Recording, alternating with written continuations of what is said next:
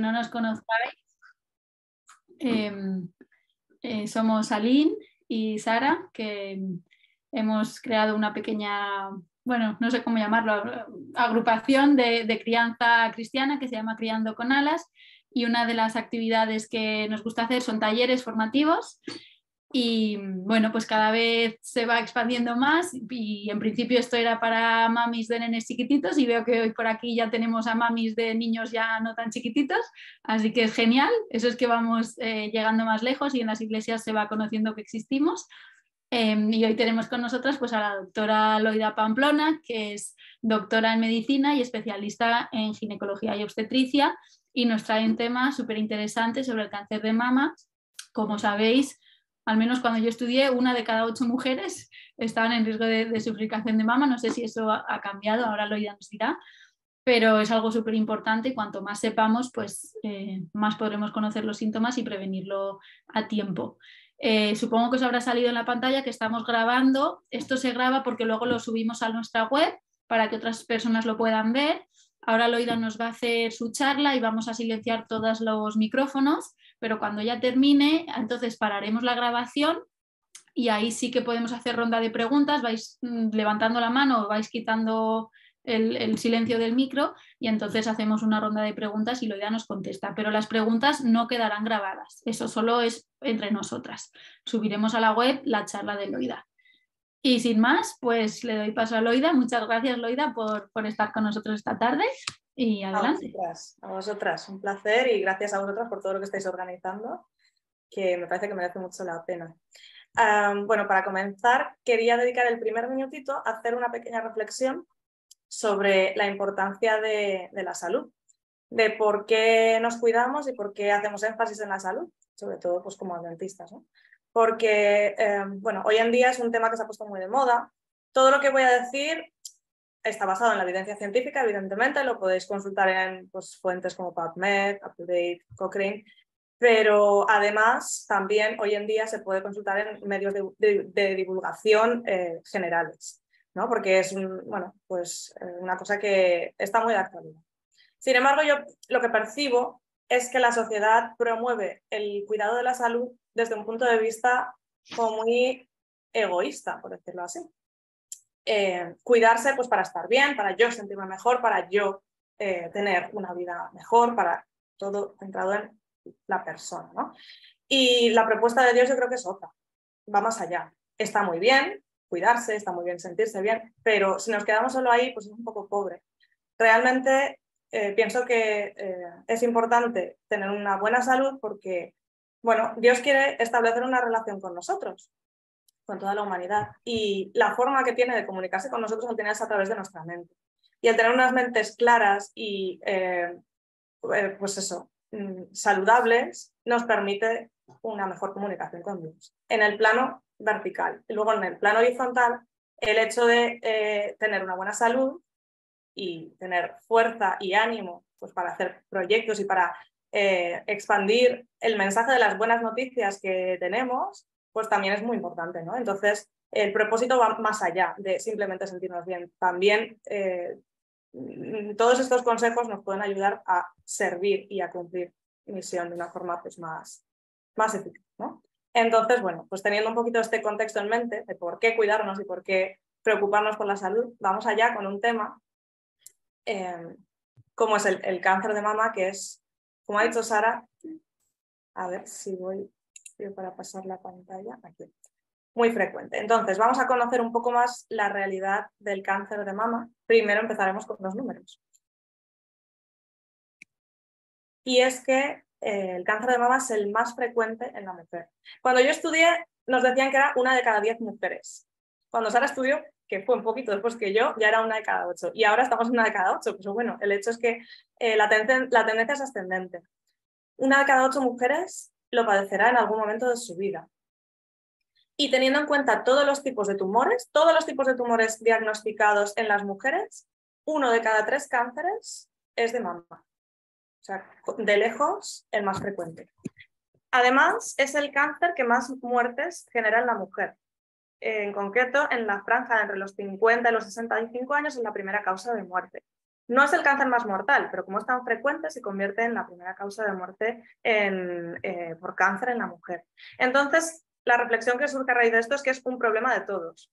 Aquí, evidentemente, es un foro pues, de crianza, sobre todo dirigido a mujeres, y las que lo veremos seguramente seamos todas mujeres. Pero esto no solo afecta a las mujeres, afecta también a las parejas, afecta a los hijos, afecta a la familia, a los compañeros, afecta a todo el mundo. Es un problema de todos por su gran incidencia.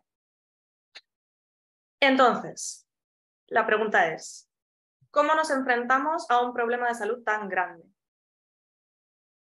Esto vale para el cáncer de mama, también para la enfermedad en general. Tanto los profesionales de la salud como los pacientes hemos de colaborar juntos para armar una buena estrategia. Una estrategia de prevención. Y esto se llama prevención primaria, secundaria o terciaria. ¿Vale? A grandes rasgos, la prevención primaria consiste en tratar de evitar la enfermedad, pero no se acaba ahí todo. Si la enfermedad ocurre, tenemos la prevención secundaria, que trata de diagnosticarla pronto. Y por último, la prevención terciaria, que lo que busca es minimizar las consecuencias de esta enfermedad. Entonces, cuanto más arriba de esta línea, más va a depender de las personas, digamos, los usuarios del sistema de salud, y menos de los profesionales. Cuanto más abajo, más papel de lo que es en sí pues, la medicina clásica, ¿no?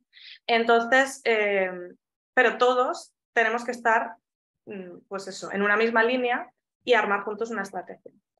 Así que os podéis imaginar que la mayor parte de la charla, como va dirigida pues, a personas en general, va a tratar sobre evitar la enfermedad, ¿vale? Pero también diremos alguna palabrita sobre los otros tipos de prevención. Así que comenzamos hablando de tratar de evitar la enfermedad y hablamos de riesgo. Es importante diferenciar el riesgo de la causa. Un factor de riesgo es una circunstancia que aumenta la probabilidad de contraer un problema de salud. Es decir, aumenta el riesgo, pero no podemos hablar de que sea la causa, porque la mayoría de enfermedades, en concreto también el cáncer de mama, son multifactoriales. Es una suma de riesgos, una combinación que al final acaba causando la enfermedad, pero es difícil identificar cada uno de esos riesgos en una persona en concreto.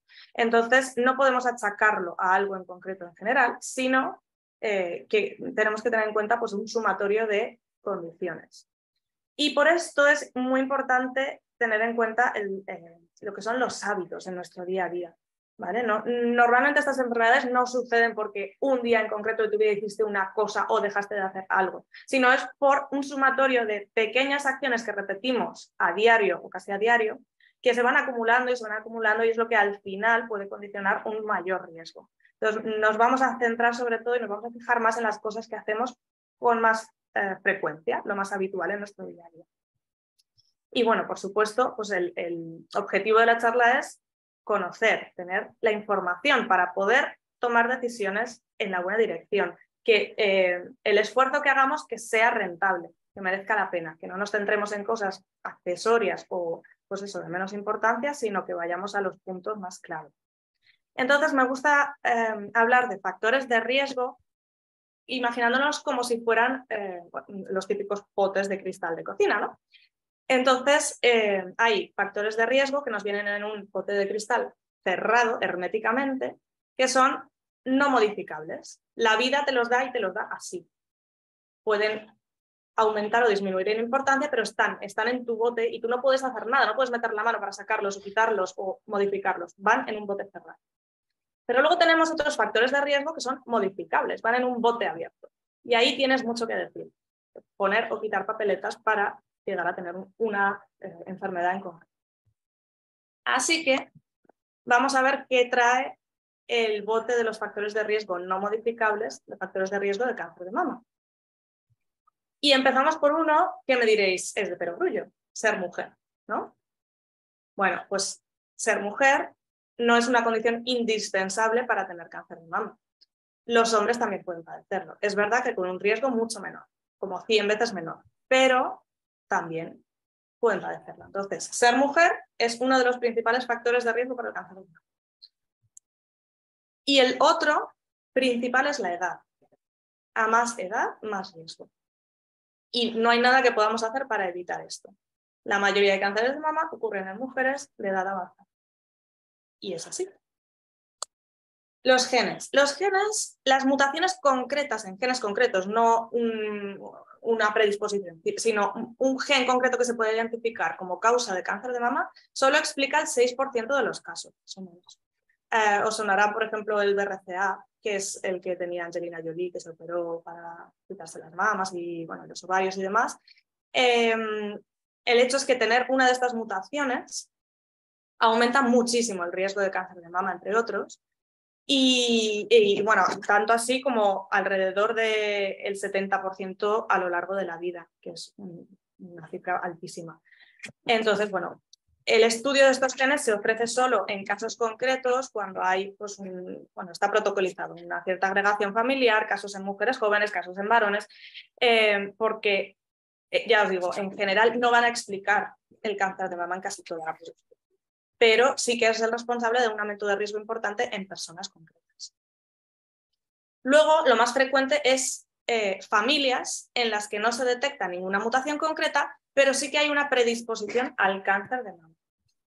Y aquí es relevante la edad a la que se diagnostica el cáncer en las pacientes. Si ocurre por debajo de los 40 años, el resto de mujeres de la familia tienen un riesgo incrementado respecto a si los casos son en mujeres con edades más avanzadas. Y también, aparte de la edad, al diagnóstico es importante el número de familiares afectados. Si hay, por ejemplo, si hay una mujer en tu familia cercana, digamos, directa, afectada, el riesgo se multiplica por 2. Pero si tienes 2 mujeres en tu familia cercanas afectadas, el riesgo se multiplica por 3 y así sucesivamente. Entonces es importante la edad del diagnóstico y el número de casos.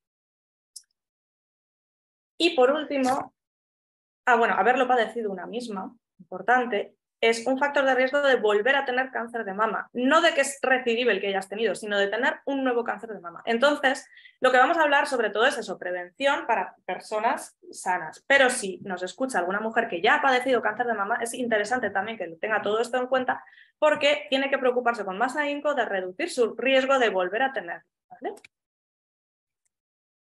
Y por último, hablamos de factores no modificables, la edad de la primera regla antes de los 12 años y la menopausia más allá de los 55. ¿Por qué? Bueno, pues porque hay muchos tipos de cánceres de mama que son dependientes de estímulos hormonales. Entonces, cuantos más años bajo la influencia de estas hormonas propias que produce nuestro propio cuerpo, pero que tienen una influencia sobre el tejido mamario, pues aumenta el riesgo de que acabemos desarrollando un cáncer de mama. Y ahora pasamos a el bote abierto, con los factores de riesgo modificables. Y aquí el factor que gana en importancia, sin lugar a dudas, es la alimentación. De esto podríamos hacer una charla entera, solo de la alimentación. Evidentemente no tenemos tiempo para desarrollar mucho, pero quiero dejaros unas pequeñas pinceladas de cosas que puedan ser útiles. Mirad, cada día se producen miles de mutaciones en nuestro ADN y está demostrado científicamente que lo que comemos puede o bien estimular que esas mutaciones sigan adelante o bien, por el contrario, favorecer los mecanismos naturales de nuestro cuerpo para defendernos de ellas y conseguir eliminarlas. Por eso es tan importante. Si tuviera que destacar 3 puntos, pues serían los siguientes. Cosas que aumentan el riesgo de cáncer. Las grasas. Grasas, no todas, las de mala calidad. Hablamos de grasas vegetales hidrogenadas o refinadas o grasas saturadas de origen animal.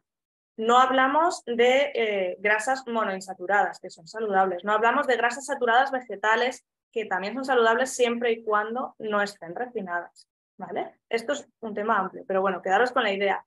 El problema de las grasas vegetales es su tratamiento, si han sido refinadas o hidrogenadas. El problema de las grasas saturadas es el origen animal, porque se suelen acompañar de otras cosas que van disueltas en la grasa que el problema en general de todas estas grasas es que son proinflamatorias, estimulan al sistema inmune y lo estimulan en un bajo grado que se llama pero constante. ¿Y esto qué hace? Pues que a largo plazo se desgasta.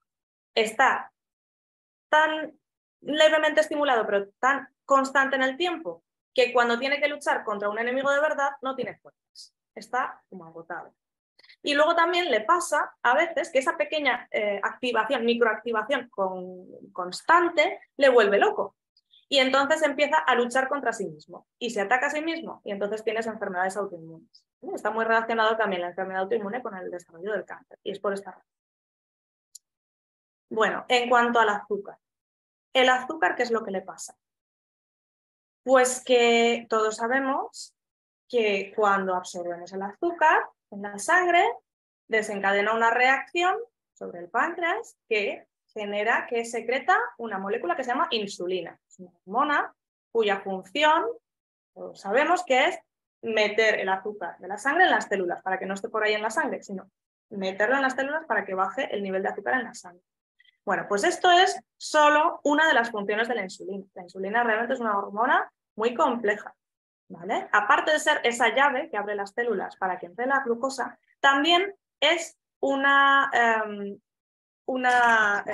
hormona que llamamos anabolizante. ¿Y esto qué significa?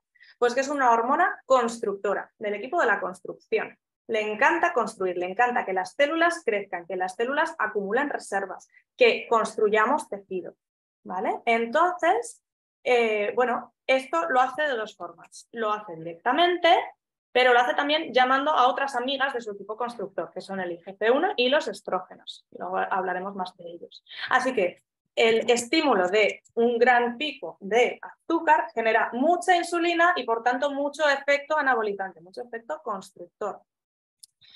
Bueno, ¿qué pasa? Que tanto estimular a las células y tanto meterles caña para que se dividan, pues al final puede acabárseles yendo el asunto de las manos. Y entonces, ¿qué es lo que tienes? Pues tienes una masa de células que proliferan sin control, o sea, un cáncer. Y es muy interesante que en varios estudios se ha demostrado que en la diabetes tipo 2, en la que hay niveles anormalmente altos de insulina, hay un aumento muy significativo del riesgo de padecer cáncer en general, pero también cáncer de mama. En concreto se ha estudiado el cáncer de mama y se ha visto este aumento de riesgo. Y este mecanismo es uno de los que lo explica. No solo eso, también se han estudiado en personas que no son diabéticos, no tienen diagnóstico de diabetes, pero tienen ya niveles de altos de insulina, y estas personas también tienen un aumento de riesgo de padecer cáncer de mama. Así que no hace falta ser diabético para que el exceso de insulina nos siente mal. El estar generando constantemente picos altos de glucemia favorece esto a largo plazo, ¿vale? ¿Cómo podemos hacer para tener unos niveles de glucemia más estables y con menos picos pronunciados? Bueno, pues esto también es un tema muy extenso, pero a grandes rasgos diremos que si consumimos el azúcar propio de las frutas o las verduras incluidas en su matriz natural, va con mucha fibra y con muchas otras sustancias que retrasan su absorción. Y entonces, esa misma cantidad de azúcar no es lo mismo que llegue a la sangre así, haciendo una montaña, que llegue así, haciendo una meseta más prolongada en el tiempo. Porque el pico de insulina que genera es totalmente distinto. Entonces es importante comer azúcar propio de los alimentos como frutas y verduras en su propia matriz, y si vamos a consumir algo que, por ejemplo, un zumo de naranja que se absorbe mucho más rápido, no consumirlo solo, consumirlo con cereales integrales o con frutos secos, con alimentos altos en proteínas y grasas de calidad que retrasen su absorción para que no generen este pico de insulina. Y entonces, hablando del equipo constructor, hablamos también de las proteínas. Las proteínas de origen animal estimulan la secreción de una molécula que también tenemos aquí en el equipo constructor, que es el IGF-1, que tiene muchas funciones en el cuerpo, pero básicamente os tenéis que quedar con eso, que su función es estimular el crecimiento y la división celular y impedir la muerte programada de las células. Entonces es muy útil, es una molécula pues muy importante, como la insulina, y vital, pero es un arma de doble filo. ¿Qué pasa? Que si tenemos muchas divisiones, a más divisiones, más posibilidad de acumular errores en el ADN. Y también impedir la muerte de una célula que está enferma, pues puede ser peligroso. Entonces, pues todas estas moléculas no hay que tenerles miedo, no son malas, lo malo es el exceso. porque es eso, son armas de doble filo. Las proteínas animales se relacionan mucho con este incremento del IGF-1 y, por tanto, es uno de los mecanismos que explica el aumento de riesgo de cáncer de mama. Pero no es el único relacionado con el consumo de carne. No me voy a extender, pero quiero mencionar otro porque me parece importante. Creo que hay como, pues eso, como poca conciencia social de lo que implica. Y es el tema del hierro. Todo el mundo está muy concienciado con la anemia y que la carencia de hierro es muy mala, y es verdad, y la anemia es peligrosa para muchas cosas. Pero fijaros una cosa, ¿por qué creéis que es tan difícil absorber el hierro? ¿Por qué creéis que a nuestro cuerpo le cuesta tanto absorber el hierro si realmente lo necesitamos tanto? Pues porque es una molécula tóxica, realmente es tóxico el hierro. Entonces nuestro cuerpo está más preocupado por no absorber demasiado que por absorber lo que toca, por así decirlo, ¿no? Entonces, bueno, pues hay que tener en cuenta que un exceso de hierro genera una situación también proinflamatoria, que a largo plazo es perjudicial y aumenta el riesgo de cáncer. Así que el consumo, por ejemplo, el consumo de carne roja está muy vinculado al cáncer de mama. Es de los alimentos en los que se ha investigado y se ha visto una relación más directa. Y aparte del tema de las proteínas, la sobrecarga de proteína animal, también el tema del hierro lo explica. Entonces, bueno, pues son pequeñas pinceladas de cosas que creo que es interesante tener en cuenta. Y bueno, en el equipo constructor hemos dicho que están los estrógenos. Los estrógenos son un grupo de moléculas, no es una sola, y son las hormonas sexuales femeninas por excelencia. Se encargan de promover el desarrollo del aparato genital femenino, de la mama, de controlar el ciclo menstrual, de todas las cosas que tienen que ver, pues eso, con un poco con lo que es ser mujer, ¿no? Pero también tienen un papel muy importante a nivel del metabolismo del hueso, del sistema cardiovascular, de la grasa corporal, del sistema nervioso, o sea, sus funciones lo mismo. Lo conocemos por una de ellas, pero tienen otras muchas más y muy importantes en todo el cuerpo. Entonces, bueno, pues ocurre un poco lo mismo que hemos dicho con las otras moléculas, que su estímulo, si es constante a largo plazo y en momentos en los que no tiene que estar, puede acabar generando errores y exceso de proliferación celular que se puede acabar convirtiendo en un cáncer, ¿vale? Y por último, la falta de antioxidantes, por supuesto. Los antioxidantes es lo que hemos dicho, tienen la capacidad de ayudarnos a reparar el ADN y luchar contra la oxidación, que es una de las mayores amenazas para nuestra vida, por así decirlo, ¿no? Entonces, el consumo de antioxidantes propios de los alimentos, no como suplementos, sino tomando alimentos ricos en antioxidantes, protege del cáncer. ¿Dónde están los antioxidantes? Todos lo sabemos, pues en frutas, verduras, frutos secos, semillas, cereales integrales, legumbres, todo este tipo de alimentos. Son los que tienen que formar la base de nuestra dieta y una de las principales razones, hablando de cáncer, es por el tema de los antioxidantes. Bueno, entonces con esto, estas pinceladas, pasamos al siguiente factor de riesgo modificable. Y hablamos de sobrepeso y obesidad. Mirad, la grasa corporal no es un depósito pasivo. Nos la imaginamos muchas veces, pues eso, como el muñequito Michelin, que tiene ahí su cobertura de grasa, como si fuera pues algo casi que no va con nosotros, ¿no? Que está ahí y ya está. Pero no, es mucho más que eso. La grasa es un tejido biológicamente activo y en concreto es capaz de convertir unas sustancias precursoras que viajan por la sangre en un tipo de hormona femenina que es de la familia de los estrógenos, que se llama estrona. El estrógeno más activo, el más importante durante la etapa fértil, es el estradiol, que se fabrica en los ovarios, ¿vale? Pero hay otros estrógenos, como hemos dicho, y uno de ellos es la estrona. La estrona se fabrica en la grasa, porque la grasa, pues eso, coge ciertas moléculas que viajan en nuestra sangre que las puede convertir en este estrógeno que se llama estrona. Entonces, pues bueno, es verdad que es un estrógeno mucho menos potente que el estradiol, pero también tiene efectos sobre las mismas dianas, los mismos receptores. Entonces, si a la larga se sintetizan cantidades importantes, pues se puede estar generando un estímulo constante sobre zonas que deberían permanecer en reposo cuando los ovarios ya no trabajan, es decir, en la menopausia. Así que si mis ovarios no funcionan, pero tengo mucha grasa corporal, sigo teniendo una cantidad importante de estrógenos activos en mi sangre circulante. Y pues ese estímulo, acordaros de lo que hemos dicho de las hormonas anabolizantes o constructoras, pues ese pequeño estímulo constante puede acabar aumentando el riesgo de cáncer. El sedentarismo. Importantísimo mantener un nivel de actividad física regular, al menos de forma moderada. No solo para controlar el peso corporal, que es una buena estrategia, sino también para prevenir enfermedades metabólicas, cardiovasculares y también prevenir el cáncer. En cuanto al tabaco, no voy a insistir mucho, porque creo que todo el mundo tiene claro que no es bueno fumar, así que no voy a dedicarle más tiempo. Sin embargo, me voy a detener un poquito más en el alcohol. Me voy a detener un poco porque creo que no está tan claro. Porque durante tantos años se ha lanzado un mensaje de que una copita de vino al día protege al corazón, de que por un poco no pasa nada, ¿no? Pues como que se ha quedado esa imagen en las personas de que, bueno, que igual el alcohol ya no decimos que sea bueno, pero tampoco es tan mal, ¿no? Por lo menos por un poco, pues no pasa nada. Bueno, pues he de deciros que la evidencia científica es muy clara al respecto y hay muchísima investigación y hay argumentos más que de sobra para decir que por tomar un poco de alcohol sí que pasa algo y de hecho puede pasar mucho. No existe un nivel seguro de consumo de alcohol y este es el mensaje que tiene que calar, ¿vale? No hay nivel seguro de consumo de alcohol. En concreto, en cuanto al cáncer de mama, esto cuando lo leí me impactó mucho. Se estima que en Europa cada año 4.600 casos de cáncer de mama se deben a consumos de alcohol, de una copa de vino al día o menores.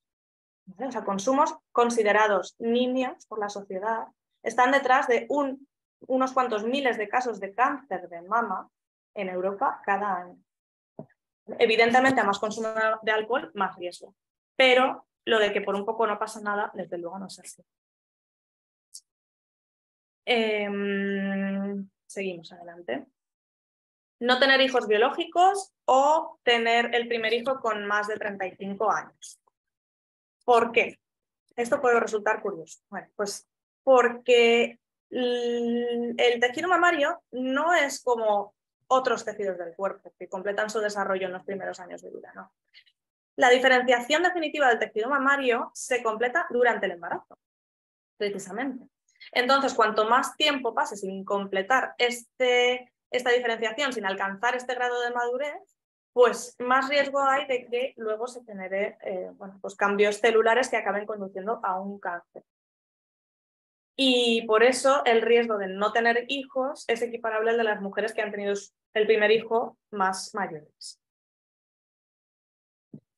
No amamantar también aumenta el riesgo de cáncer de mama. Y es que se sabe que la lactancia materna disminuye el riesgo de cáncer de mama por múltiples mecanismos, ¿vale? Es un tema también complejo, amplio y espectacular. Pero bueno, está relacionado pues, con ciertos cambios en el tejido que también se producen durante la lactancia, con cambios hormonales y otros mecanismos. Lo más bonito de esto es que está estudiado y categorizado que es un factor proporcional al tiempo. Es decir, hay una asociación no solo de riesgo, sino también de proporción temporal. A más tiempo amamantando, más protección. Se ha estimado que por cada 12 meses de lactancia, el riesgo de cáncer de mama de la madre disminuye un 4%. Y es acumulativo, es decir, pues a más meses de lactancia, más reducción del riesgo. La terapia hormonal sustitutiva. Vamos a ver, aquí me estoy refiriendo a cuando tomamos hormonas femeninas por vía oral o vía transdérmica para paliar los sofocos de la menopausia, ¿vale? No estoy hablando aquí de las hormonas que se aplican por vía vaginal para la sequedad vaginal, porque estos preparados están diseñados para no absorberse y de hecho a la sangre llegan cantidades tan ínfimas que no tienen repercusión más allá, no llegan a la mama. Los tratamientos hormonales durante la edad reproductiva, como anticonceptivos hormonales, el DIU con hormonas y demás, tampoco son problema. Sin embargo, el uso de terapia hormonal sustitutiva, o sea, el tratamiento hormonal durante la menopausia para los sofocos, sí que es un factor a tener en cuenta. Se creó en los años, principios de los 2000, una gran alarma social por este tema y se demonizaron mucho, demasiado. haciendo una buena selección de las candidatas a este tratamiento y un buen seguimiento, el aumento de riesgo es de 1 caso por cada 1000 usuarias de terapia hormonal sustitutiva, que podemos considerar, bueno, pues que efectivamente es un riesgo a tener en cuenta, pero que es asumible, ¿vale? No hay que autotratarse, evidentemente, hay que ponerse en manos de un profesional que esté acostumbrado a manejar estos tratamientos y que haga pues una buena selección y planificación de los casos, pero siendo así, el incremento de riesgo de cáncer de mama no es tanto como esa alarma social que se generó de que ahora vienen las pacientes a la consulta de que no, hormonas no, porque voy a tener un cáncer de mama seguro. No, no es así. Es algo a tener en cuenta, pero no es para demonizarlos. Y, por ejemplo, hoy en día existen también otros preparados que que tienen menos efecto incluso sobre la mama. Entonces, si en la familia, por ejemplo, hay casos de cáncer de mama y es un tema pues, que nos preocupa, podemos elegir ciertas combinaciones de hormonas que tienen menos efecto a este nivel, ¿vale? Y bueno, aquí el último punto lo he puesto en verde porque es un melón. Los disruptores endocrinos. A ver, no voy a pretender más que, bueno, abrir ese melón un poco, porque es un tema amplísimo que tiene un montón de connotaciones y además yo tampoco soy experta. Solamente, bueno, pues lo que os voy a decir está basado en la evidencia. Eso sí que vaya por delante, que no es conspiranoico, no es alarmista, es evidencia científica. Eso sí, pues todavía muy por desarrollar y explotar completamente, ¿no? Entonces, ¿qué son los disruptores endocrinos? Bueno, pues son sustancias químicas ajenas a nuestro organismo que una vez dentro del organismo modifican nuestros niveles hormonales. Así que, bueno, digamos que son como unas falsificaciones de las llaves, que serían las hormonas. Las hormonas tienen efecto en las células, son como llaves que abren las células para ciertas funciones, ¿no? Bueno, pues los disruptores endocrinos serían como llaves falsas, a las que nadie ha llamado y nadie ha pedido abrir la cerradura, pero lo pueden hacer y lo hacen, ¿vale? Entonces, el problema es que es muy difícil estudiar este efecto. ¿Por qué? Pues porque el efecto es distinto en hombres que en mujeres. El efecto es distinto dependiendo de la etapa del desarrollo en la que ocurra. El efecto es distinto dependiendo del momento del ciclo en las mujeres que están en etapa reproductiva. Total, que es muy difícil de estudiar y también pueden tener interacciones con otros tóxicos que modifican su efecto. En fin, es un asunto complejo, difícil de estudiar y difícil de regular a nivel administrativo. Pero para que os hagáis una idea de la magnitud, en la Unión Europea, que es la zona del mundo con más regulación respecto a químicos y con más seguridad en este mundo, están comercializados del orden de 100.000 tóxicos. Y solo se ha testeado el tema de la disrupción endocrina en menos del 3% de ellos. Es decir, de más del 90 y pico % de compuestos químicos que están a la orden del día, no sabemos qué efectos sobre el sistema endocrino tienen. Lo cual, bueno, pues asombra, ante cuanto menos, ¿no? Entonces, bueno, pues hay imitadores de estrógenos, ya os digo, que ya se conocen, aunque se haya estudiado a tan poquitos productos, ya hay muchos que sí que se conocen, y son importantes. ¿Por qué? Pues porque están implicados no solo en el desarrollo de cáncer de mama, sino también en otras etapas de la vida. Por ejemplo, el que se esté adelantando la pubertad. La pubertad cada vez ocurre a edades más tempranas, pues tiene relación con esto. La infertilidad, cada vez hay más infertilidad, también tiene relación. ¿Por qué? Pues porque el estímulo de los estrógenos en estas etapas de la vida o no tendría que estar o tendría que estar de forma cíclica, subir y bajar. Si no tendría que estar y lo tenemos, aunque sea leve, pero lo tenemos, pues puede acabar condicionando enfermedad. Si tendría que subir y bajar, pero sube y no baja del todo, siempre hay un resquicio de actividad ahí que no deja bajar del todo, pues también condiciona enfermedad. Por nombraros algunos, hablamos de óxido de etileno, de parabenos y otros conservantes como el fenoxetanol, el triclosan, el clorhidrato de aluminio, el antiperspirantes, los talatos y, bueno, una lista enorme de compuestos químicos que ya sí que se ha estudiado y se sabe que son disruptores endocrinos. Entonces, esto es para volvérselo.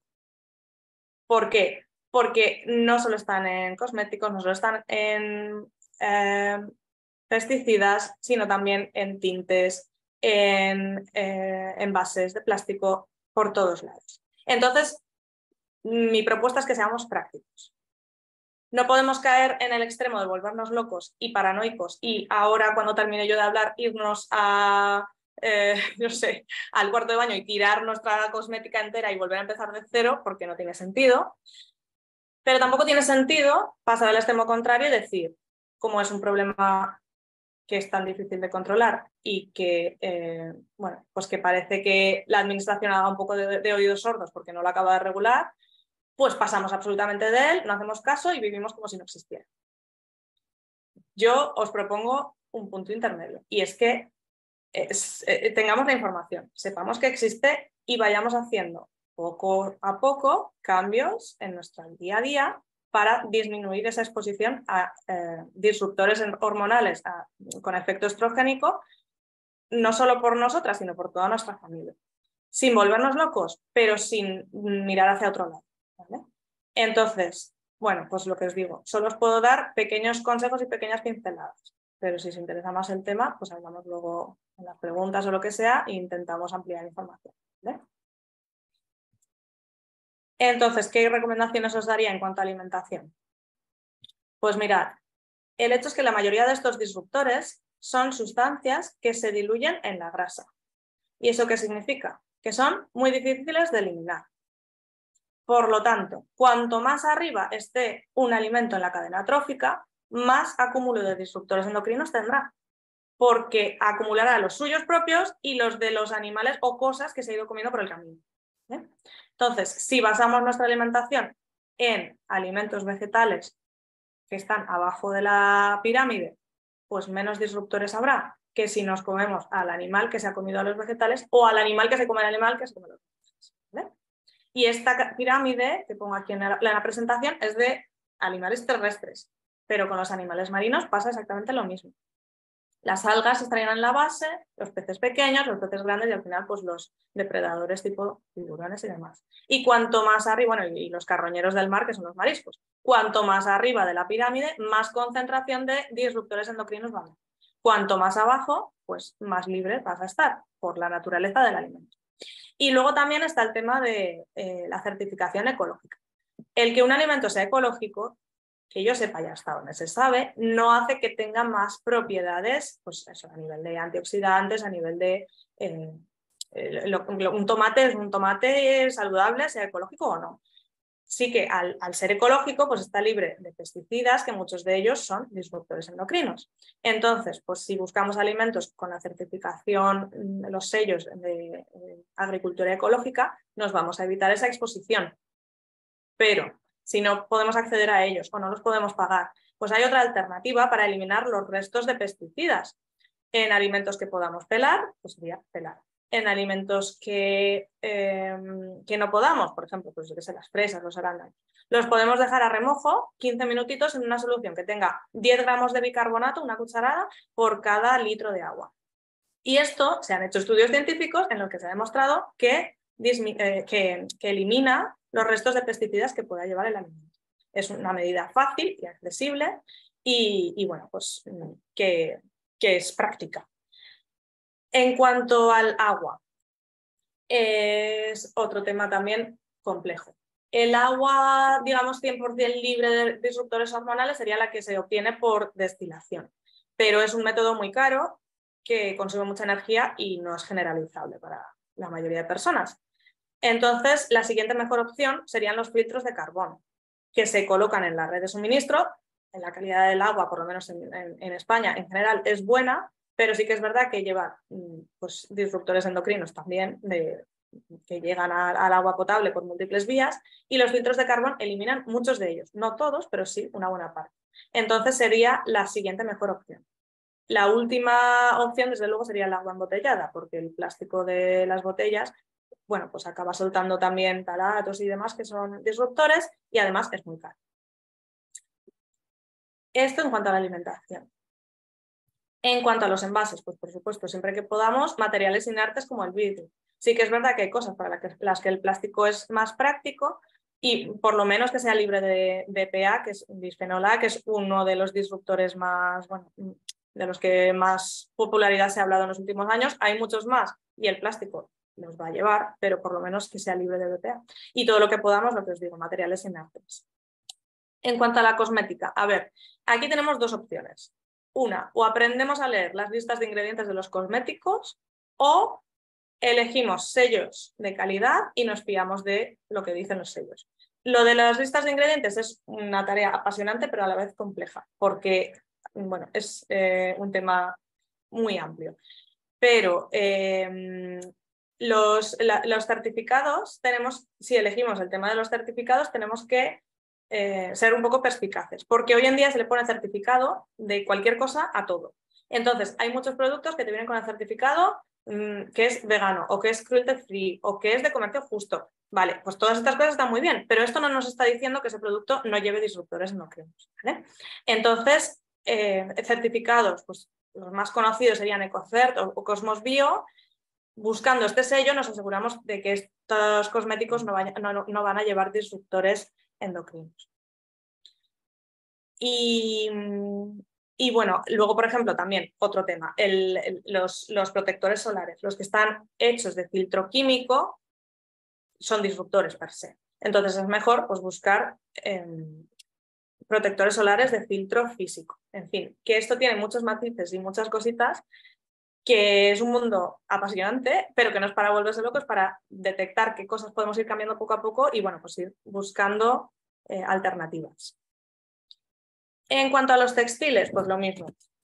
Te puedes poner tú a intentar buscar, trazar de dónde vienen los materiales, qué tintes han utilizado, o bien buscar sellos que realmente estén certificando que están libres de disruptores, como serían el GOTS o el Oecotec, y fiarte de los sellos, que es mejor. Pero bueno, dicho esto, hemos terminado con el tema de los factores de riesgo modificables.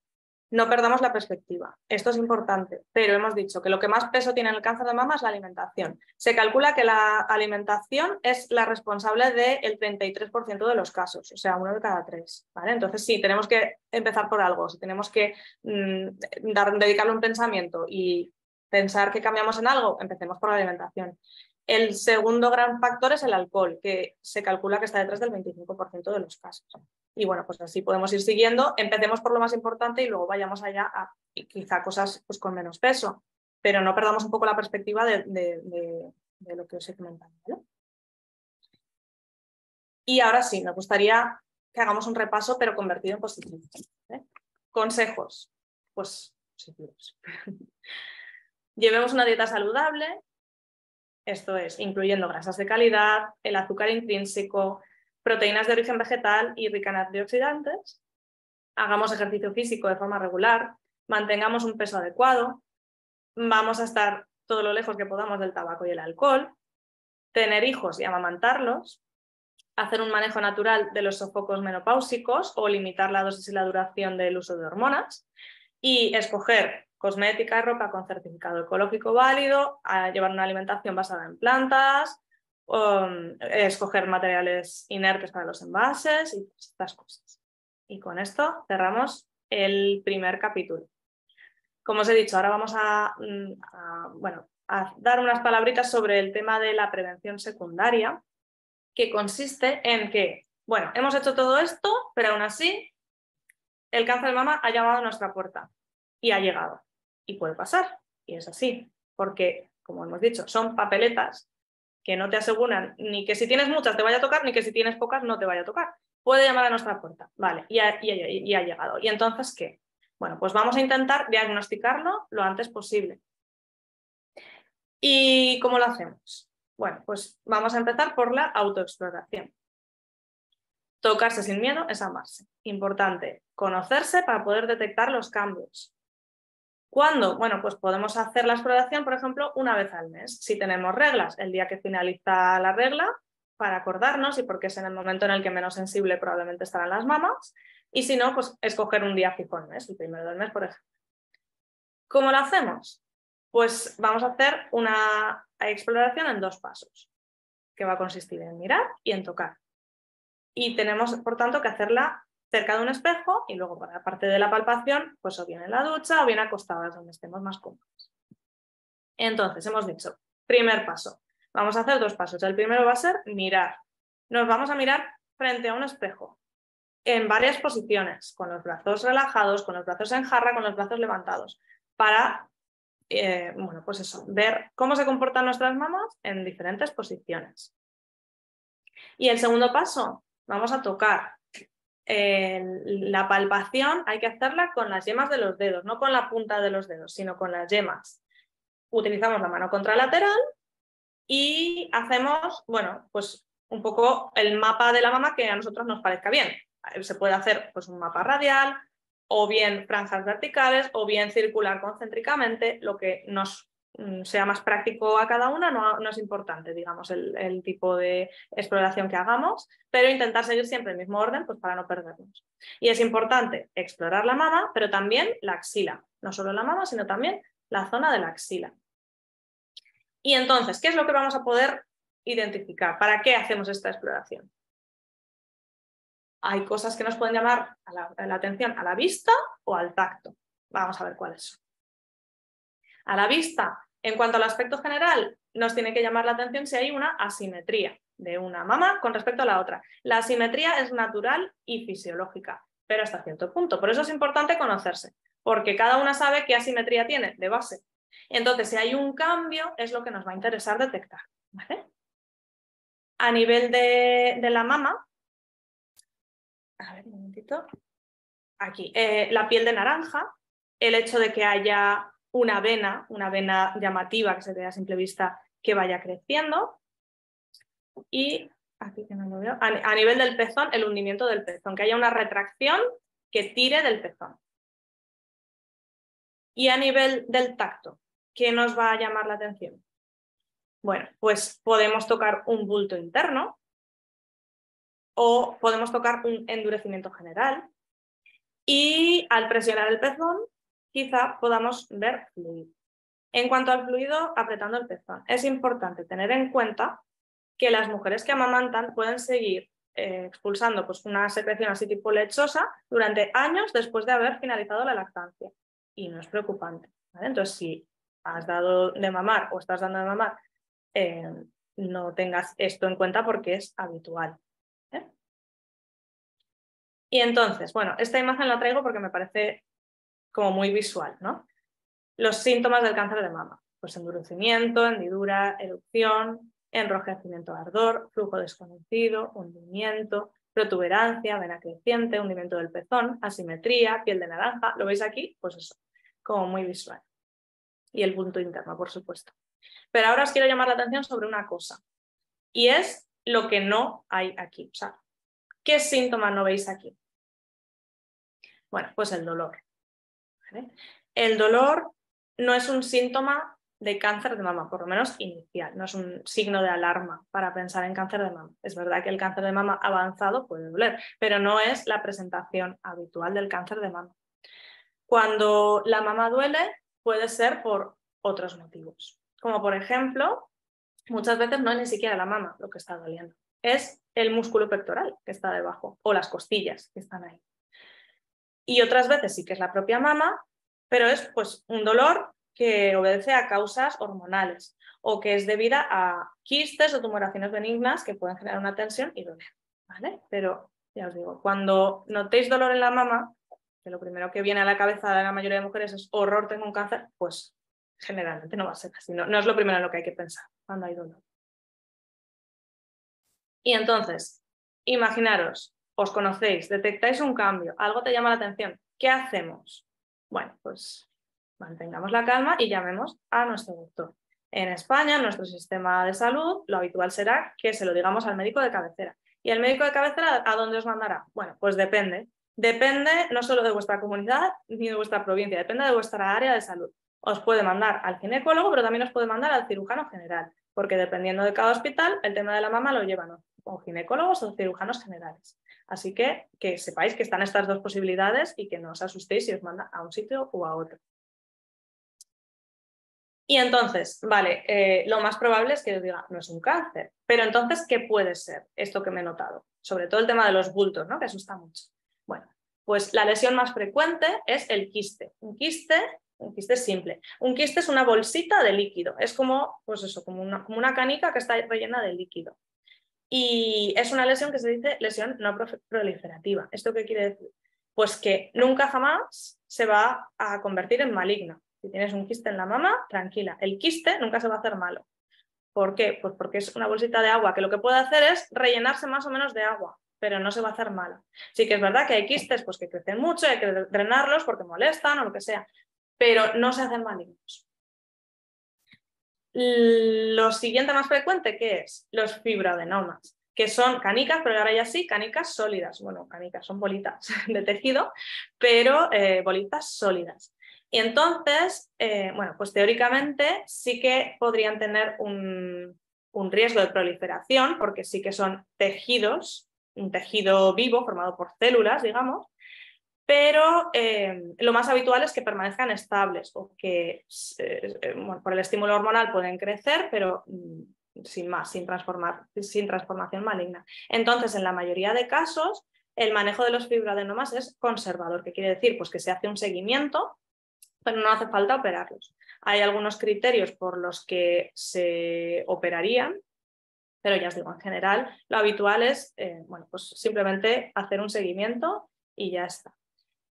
Y llegada a la menopausia, muchos de ellos incluso desaparecen porque dependen del estímulo hormonal que se pierde en la menopausia. Por último, ¿qué más puede ser? Pues podría ser también una lesión que llamamos proliferativa con atipia. Y estas lesiones, por ejemplo, pues, como la hiperplasia ductal atípica, sí que sabemos que si las dejamos a su evolución tienen un riesgo significativo de acabar convirtiéndose en un cáncer. Entonces, si las detectamos, pues las quitamos, pero todavía no son cáncer. Entonces, pues simplemente se quita la lesión y ya está.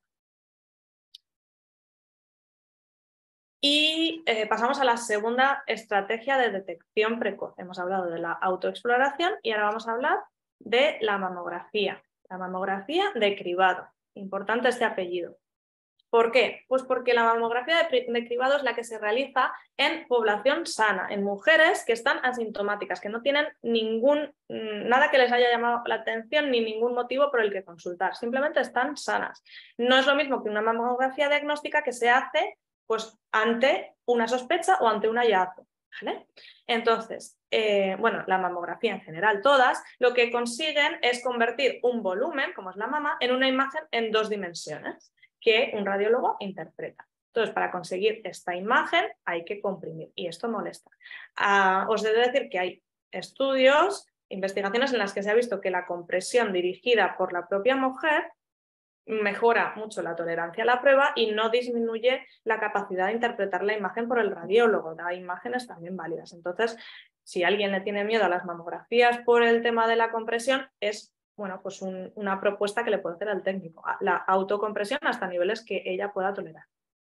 ¿Y cuándo se hacen estas mamografías? Bueno, pues es variable porque es están indicadas, digamos, por criterios poblacionales en los que se analiza cuándo es rentable y cuándo es, digamos por así decirlo, productivo realizarlas. Entonces, bueno, pues en España, en la mayoría de provincias, se ofrecen desde los 45 hasta los 70 años cada 2 años. Ya os digo, estos son por modelos de matemáticos de análisis de datos. Entonces, puede haber provincias que lo hagan entre los 50 a los 70, otras entre los 45 y 65. Es variable. Pero más o menos es la franja de edad en la que hemos dicho que el cáncer de mama es más frecuente y causa una mayor mortalidad. Entonces va a ser más rentable ese diagnóstico precoz gracias a la mamografía. Y bueno, el propósito de estas mamografías es diagnosticar el cáncer de mama antes de que produzca síntomas. De esta forma conseguimos ganar tiempo. Y se ha visto que el diagnóstico se adelanta de media 2 años. Y esto es importante porque el tiempo es oro. Cuanto antes diagnostiquemos un cáncer de mama, más posibilidades hay de que el tratamiento sea definitivo. De hecho, se ha visto que la supervivencia en estadios iniciales es altísima. Hoy en día, con las terapias que hay, pues de cirugía y tratamientos de quimioterapia, hormonoterapia y demás, la supervivencia en estadios iniciales es mayor al 95% a los 5 años, altísima. Sin embargo, cuando el cáncer de mama ya está diseminado a distancia, la supervivencia es del 27% a los 5 años. Entonces, por eso es importante y es relevante el hecho de adelantar el diagnóstico. ¿Para qué sirve la mamografía de cribado? Bueno, pues sirve para dividir a esas pacientes asintomáticas por lo demás en 3 grupos. Es como si el radiólogo lo que hiciera es ponerles un gomet de color verde, amarillo o rojo. Es decir, no va a diagnosticar nada, lo que va a hacer es categorizar a las pacientes. Si le pone el gomet verde, por así decirlo, quiere decir pues que esas mamas probablemente son normales, al menos no hay motivos para seguir buscando nada en ellas. Y hasta los siguientes 2 años, pues no hay indicación de hacer ninguna prueba extra. Si le pone un gomet amarillo, quiere decir que ha visto algo que probablemente no es cáncer, pero hace falta hacer un seguimiento o otras pruebas para confirmarlo. Entonces, pues depende de lo que sea, el radiólogo mismo dirá, pues voy a hacer una ecografía o voy a hacer una biopsia o te voy a citar en 6 meses para ver si crece. Entonces, bueno, pues es gomet amarillo. Probablemente no es cáncer, pero hay que hacer algo más. El gomet rojo significa que vamos a pedir más pruebas para confirmarlo, pero la sospecha de cáncer es alta. ¿Vale? Entonces, ¿merece la pena? Bueno, pues a esta pregunta hay que poner en el balance beneficio-riesgo, ¿no? En el beneficio hemos dicho que diagnosticar pronto significa tratar pronto y por tanto aumentar las posibilidades de éxito. Y los riesgos, el tema de la radiación. La radiación de una mamografía digital, que es la que se hacen hoy en día, es el equivalente a la radiación ambiental que podemos recibir durante unos 3 meses. Entonces, bueno, pues efectivamente es una radiación, pero a unos niveles muy bajitos. Y luego el tema de los resultados. Los resultados falsos, ya sea para bien o para mal, bueno, pues pueden generar ansiedad, preocupación o pruebas innecesarias y bueno, yo creo que lo importante en este caso es encarar la prueba sabiendo a lo que vas. Saber que no es diagnóstica, saber que es para categorizar y que te pueden llamar para hacer un control o para hacer pruebas extra. Y eso no significa que vayas a tener un cáncer, ni mucho menos. ¿Vale? Y entonces, bueno, pues manejar un poco esta información y saber un poco para qué sirve. Y ya llegamos al final de nuestra línea de la estrategia esta que hemos armado de prevención en el cáncer de mama. Llegamos a la prevención terciaria, minimizar las consecuencias de la enfermedad. Y como hemos dicho, pues esto se lo dejamos sobre todo a los profesionales. Tiene que ver con investigar tratamientos, con proporcionar calidad de vida, tema también en la mama muy sensible, pues de reconstrucción estética, bueno, todo el apoyo psicológico. Y entonces, bueno, pues aparte de agradecer por el sistema nacional de salud que tenemos, con el que contamos en España, y ponernos en manos de los profesionales, ahí poco más podemos hacer. Así que, conclusión. El cáncer de mama es un problema de todos, es muy frecuente, tarde o temprano, de una forma u otra, pues va a llamar a nuestras puertas, es así. Si no es a nosotros directamente, es a gente de nuestro entorno. Entonces está bien conocerlo, está bien ponernos manos a la obra. Y como os he dicho, el conocimiento es la base de la prevención y somos parte de la estrategia de prevención, tanto primaria, secundaria como terciaria. La prevención primaria trata de evitar que se desarrolle la enfermedad. Y el hecho es que podemos modular nuestro riesgo de cáncer de mama con nuestro estilo de vida. Porque hay factores de riesgo que no son modificables, pero otros sí. Y ahí podemos meter la mano en ese tarro y hacer cosas con las bolas que tenemos ahí de riesgo, digamos. La prevención secundaria trata de conseguir un diagnóstico precoz y, por tanto, pues mejora el pronóstico. Así que podemos aprender a detectar cambios en nuestro cuerpo y acudir a los programas de screening comunitarios. Y con esto y un consejo, mima tus mamas, termino.